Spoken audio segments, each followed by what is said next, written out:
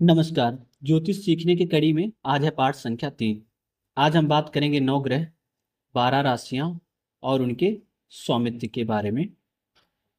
12 राशियां हो जाएंगी और उनकी राशियों के स्वामित्व के बारे में। ये जो हैं टोटल, ये ज्योतिष का करीब 50 से 60% कवर करते हैं। यही तीन, तो ये बहुत इंपॉर्टेंट टॉपिक होने वाला है। इसको ध्यान से आप सुनिएगा और इन सबको याद कर लीजिएगा क्रम वाइज। तो सबसे पहले हैं नवग्रह। जो ये सारे नवग्रह हैं, सूर्य चंद्राल, सूर्य, चंद्रमा, मंगल, बुध, बृहस्पति, शुक्र, शनि, राहु और केतु। राहु केतु स्पेशली छाया ग्रह हैं। तो और बाकी ये 7 प्रमुख ग्रह। इसके बाद आ जाती हैं 12 राशियां। इन राशियों का भी बहुत ही महत्वपूर्ण योगदान है। तो इनको भी क्रम वाइज, जैसे नंबर 1 लिखा रहे तो आपको पता हो कि मेष है, 2 पे वृष, 3 पे मिथुन, 4 पे और मीन। ये नंबर वाइज आपको याद होना चाहिए। चार्ट में नंबर ही लिखे रहेंगे, राशियां नहीं लिखी रहेंगी। तो 5 नंबर कहीं लिखा है तो आपको पता हो सिंह राशि की बात हो रही है। ठीक।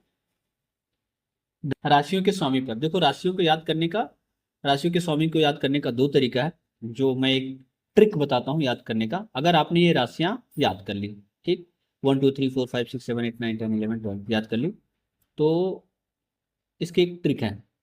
सबसे पहले सूर्य और चंद्रमा को, ये 5 नंबर सूर्य को और चंद्रमा को 4 नंबर का स्वामित्व प्राप्त है। ये आप मैनुअली याद कर लीजिए, 5 नंबर सूर्य के लिए और 4 नंबर चंद्रमा के लिए। उसके बाद शनि को 2 राशि प्राप्त है, ये भी क्रम वाइज है, 10 और 11। ये दोनों शनि को दे दीजिए। तो आपने 5 और 4 दे दिया और 10 और 11 दे दिया। उसके बाद आप यहाँ पर 9 नंबर और 12 नंबर गुरु को दे दीजिए। ये हो गई। उसके बाद आप क्रम वाइज शुरू हो जाइए। पहली और फिर लास्ट में 8 मंगल को, शुक्र को 2 और 7 नंबर, और बुध को 3 और 6 नंबर। आप ऐसे याद कर सकते हैं। ये एक ट्रिक है इजी वे में याद करने का। और आप चाहें तो उसका दूसरा तरीका है, आप किस ग्रह को कौन कौन सी राशियां मिली हैं आप याद कर लीजिए। ऐसा भी आप कर सकते हैं, जैसा आपको ठीक लगे।